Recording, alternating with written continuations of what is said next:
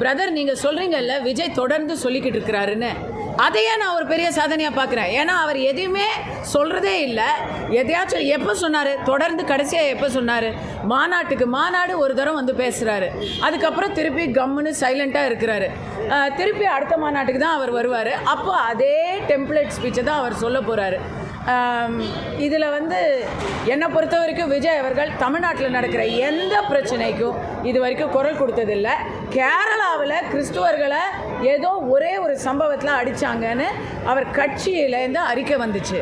ஆனால் தமிழ்நாட்டில் இத்தனை பிரச்சனைகளை நான் இப்போ வரிசைப்படுத்தி சொன்னேன்ல, ஆசிரியர், செவிலியர், அரசாங்க ஊழியர்கள், தூய்மை பணியாளர்கள், விவசாயிகள், அங்கன்வாடி ஊழியர்கள், இன்னும் வரிசை நிறைய அதில் எதுக்குமே அவர் எந்த ரியாக்ஷனுமே கொடுக்கல.